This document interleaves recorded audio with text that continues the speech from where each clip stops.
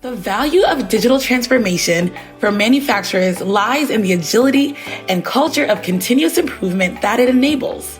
The further removed the development of a solution is from its end users, the longer it takes to build and adjust the solution so that it meets changing users' needs. With traditional approaches being rigid and top-down, projects are disruptive to implement, difficult to update, and take years to get off the ground and show value. According to Gartner, a citizen developer is a user who creates new business applications for consumption by others using development and runtime environments sanctioned by corporate IT. Today, you'll join over 700 people from all around the world to learn how next-gen manufacturers are embracing citizen development and the democratization of technology implementation to support operations. You'll also learn how next-gen manufacturers are implementing no-code platforms that empower their engineers and managers to build powerful, rapid-build apps that solve problems without coding expertise. We're kicking off today with opening keynote, The Rise of the Citizen Developer.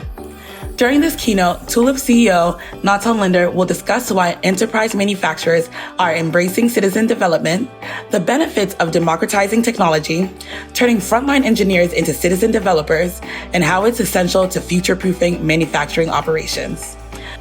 Natan Linder is co-founder and CEO of manufacturing technology company Tulip and co-founder and chairman of Formlabs, the pioneer and industry leader in professional desktop 3D printing. Drawing from over 15 years of experience and accomplished careers at companies like Samsung, Sun Microsystems, and Rethink Robotics, Linder holds a depth of expertise in computer science, product design, and entrepreneurship. Prior to starting Tulip and Formlabs, Linder was co-founder and general manager of Samsung Electronics R&D Center in Israel, spearheading the group's innovation efforts in mobile and shipping multiple products to the global market. He served as an entrepreneur in residence at Jerusalem's Venture Partners, the leading Israeli venture capital firm. Linder holds a PhD from MIT's Media Lab's Fluid Interfaces Group and an SM in Media Arts and Sciences from MIT. Linder's work aims to fuse design and engineering to create novel human experiences. During this session and the remainder of the day, connect with us and your colleagues in the chat. Again, we are so excited to have you with us today. Welcome to Next Gen Manufacturing, the Rise of the Citizen Developer.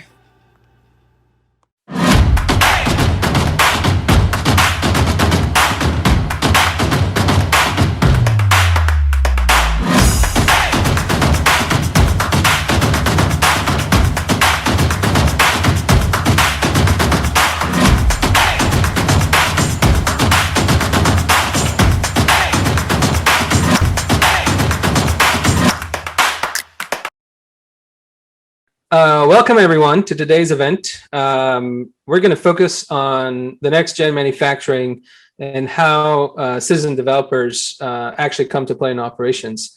My name is Natan Linder. I'm the co-founder and CEO of Tulip. And this first session, my goal is to help set the stage and rise the awareness to what does it mean to be citizen developer in operation. We at Tulip have been exploring for quite a while. What does it mean to democratize technology and how to build new tech stacks that help manufacturers completely rethink their digital strategy so they can future-proof their operations. So let's jump in. So when I'm thinking about democratization in general, it basically means exposing technology and making it available to more people. And when you think about it in the context of software development, and creating applications, the history of computing actually can give us a very good a guideline to understand how we got to this point. So let's go back in time for a moment here. So what you see in the picture is the IBM Type 704 in 1957. This is a computer the size of a room, the first mass-produced computer. It was very complex, very few people can program it, and it used computer languages like Fortran and Lisp. These are languages that we actually use today, and they're much closer to human languages, but they're still, very difficult to use. if you fast forward to about 10 years later, this was the first affordable mainframe made by a Digital Equipment Corporation, and they made thousands of these computers. And so a community of developers went from tens to hundreds and then to thousands. So it's a big jump in who had access to the ability to program computers. And of course, then came about 10 years later, the PC revolution, and companies like Commodore and Apple have created the personal computer. And now everybody could build an application, a game, and basically the hacker culture has arrived. And that's great. And now we're talking about millions of people who are writing software. And again, and I think this would be very obvious for our audience here. The internet came along, and I love this picture and the sticker that says, "Don't power this down." This is the first server that powered the internet. And basically what the internet did is make everyone a publisher. If you had a text editor, now you're going from audience of thousands to millions. And finally, smartphones came along and led the way, and basically have turned applications into the main interface for our lives and our work, and we kind of take it for granted today. We live in a world that is driven by applications, and the proliferation of applications required that we have a lot more people who write software, whether it's for consumer purposes or business. And this is the entry point to where no code and citizen development, actually the discussion of citizen development, can begin. And no code and low code platforms have been around for a very long time, and fundamentally they were built for engineers and IT folks to save time and money, because software development is very, very expensive. And as this phenomena of no code evolved, and of course today there are so many different tools that start utilizing no code, we're seeing a trend where no code becomes essential to keep up with the pace of business needs, and becomes effectively an essential part of the tech stack that people use. So you can see some examples here. So you can see designers using Figma to create interactive applications. Web developer might use Webflow to design, develop, publish dynamic websites. System administrators might use Retool to create internal tools. But the key thing that is shared among all these very specific vertical types of no code is that they can be used by people who are not necessarily software developers. And so that puts us solidly in this era of no code. And this is not going away, and it's changing how software is being created and iterated on. And we have to think about it in the context of OT. And this is a question we are considering almost every day at Tulip, obviously because this is the product we're building. But before we dive into to it and how we think about it, it's important to mention that even in the OT context, this is not entirely new. About 20 years ago, there were tools like Wonderware, for example, that paved the way and created a new class of HMIs that were able to be built in a drag and drop fashion and a controlled PLC. But that generation of no code for OT has been PC centric, and that just doesn't cut it anymore in the world of operation. And we have entered the age of cloud computing, and that is changing how we work with technology and how we are assuming network connectivity and services as a given. And we have to build tech stack that take that into consideration. So let's talk about that for a little bit. The first thing when we want to consider no code for operation, we have to think who is this for? And it turns out that about 20% of the global workforce are actually frontline operation workers that are fundamentally, deskless, and they do different kind of things, whether it's assembly on shop floors or maintenance in some remanufacturing environments, or quality control, inspections, audit, and these are people who require data as much as any other knowledge worker, and they need to have the best tool to get this kind of data and act on it to help their operations stay competitive. And when you think about this entry point for the problem, and you look at what we had to date, and we've all seen these environments, and we know they're very physical in nature and include work cells and sensors and benches and conveyor belts and machines and potentially backend systems and warehouses and that is by definition a complex physical and digital environment. And the old way of doing things, which is typically employing MES-centric approaches that are siloed and rely on static data models, basically is slow, obsolete, and expensive. And no code represents an opportunity to do that much better, both on the cost curves and the time you need to spend to implement such system. But most importantly, it takes your people along for this ride of digital transformation and allows people to do this themselves, bottom up, but without sacrificing control and governance of the enterprise. And I'll touch on that in a little bit. But when you put those two trends together, it's kind of interesting to examine two things. One is that one of the key reasons that Gartner recently published as one of the leading reasons people invest in MESs, which is extremely important, is improving the ability of employees to make decision and their competency. So in fact, upskilling people. This means that organizations invest in digital systems for the same exact reasons that we're excited about no code, because it allows people to take ownership of the tools, the data, the workflow that they're generating, and in fact become knowledge worker. At the same time, we see strong prediction where no code tools are expected to grow by 30%, and we've already seen that. So far, I think this was good background, but let me give you a quick example here.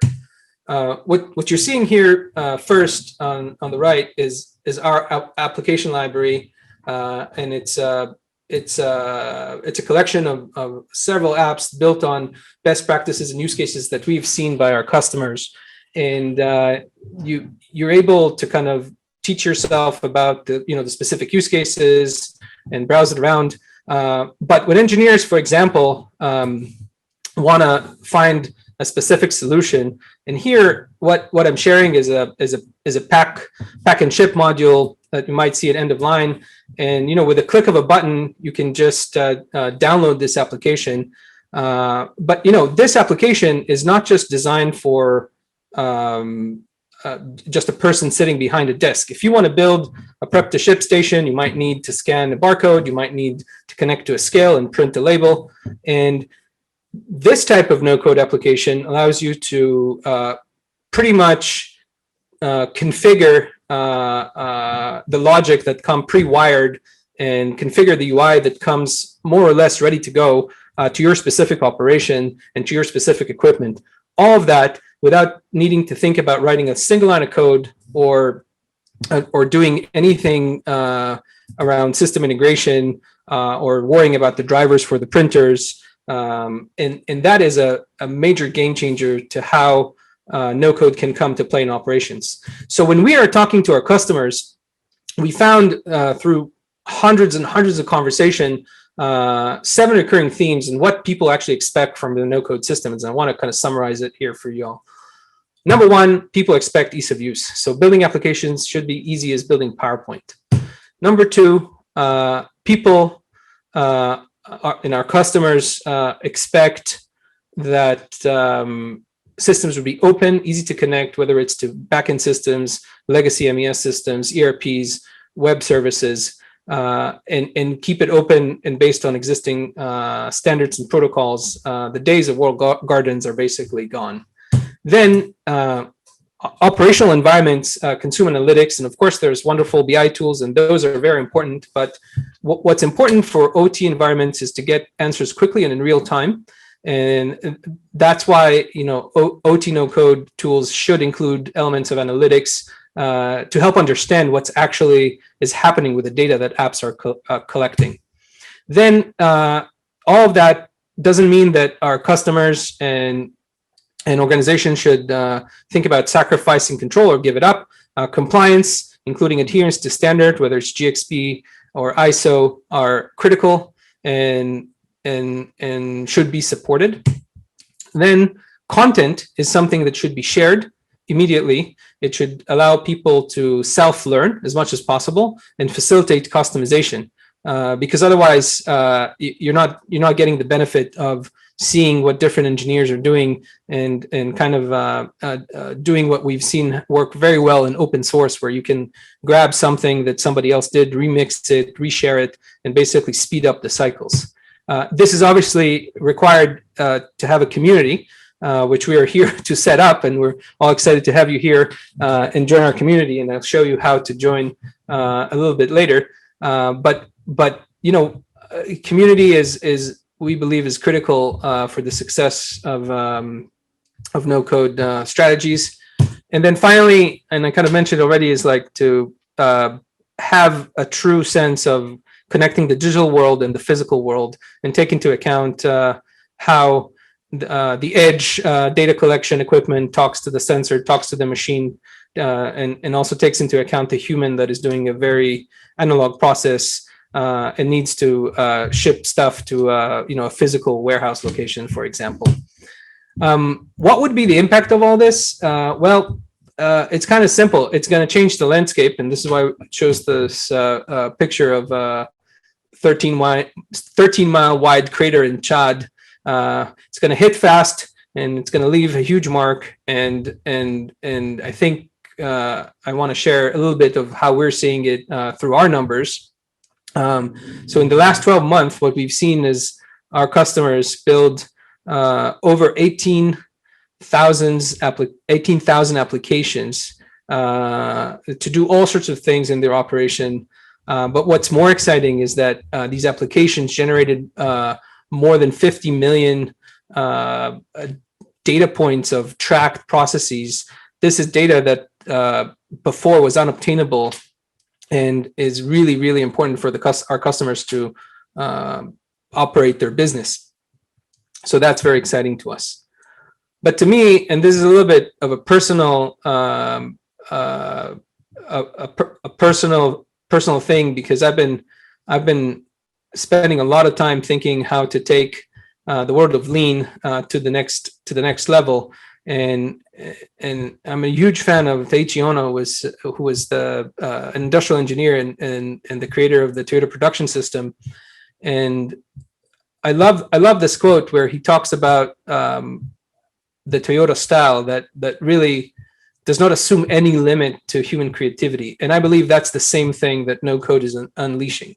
And like we, much like Taiichi Ohno, want to have our customers come to work, but we don't want them just to work. We want them to think and basically want to give them the best tools to achieve that.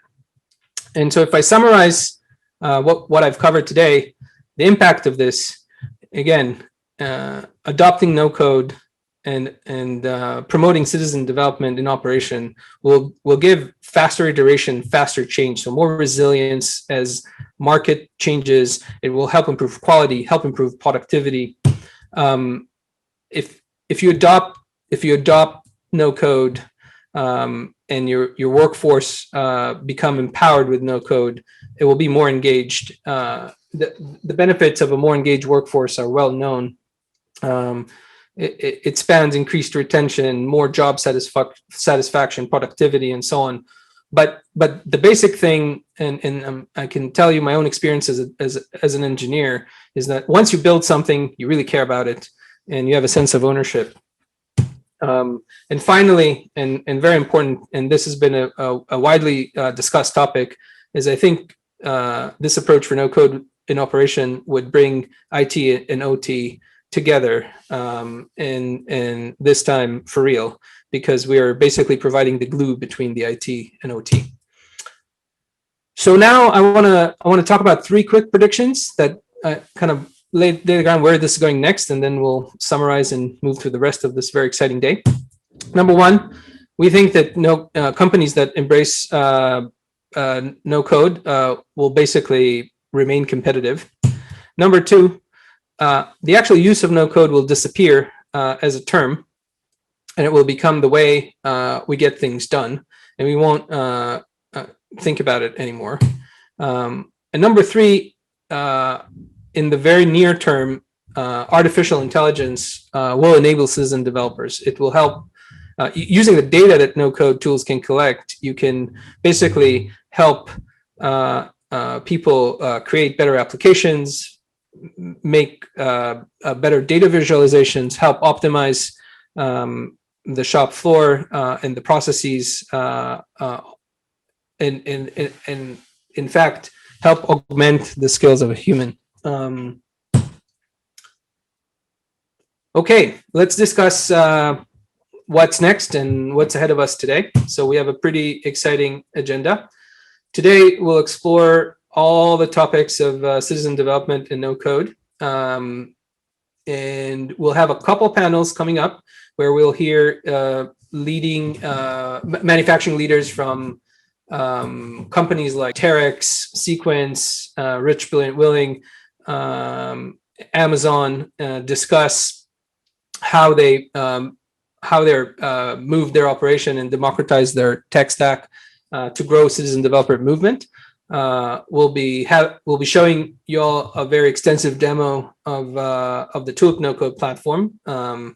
And one thing I'm very excited about is the Groundbreakers Award, where we will recognize really folks who've been doing amazing work and surprising us and building things we never imagined that people will build with no code in operations. And stay tuned for that. Pretty cool things that they're building. And then finally, we'll have roundtables with answering and discussing common trends around manufacturing in the manufacturing tech stack in the cloud, and common questions around that, especially around GXP environment. So with that, as I promised, here's a little bit more. I want to plug quickly how can you learn more and join the conversation.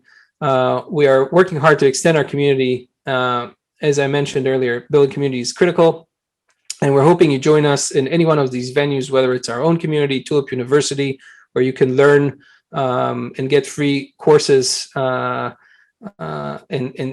see for yourself if no code is right for you. So I want to thank you very much for tuning in today, and yeah, please join us and share your experience, and we'll see you all very soon. Thank you all very much.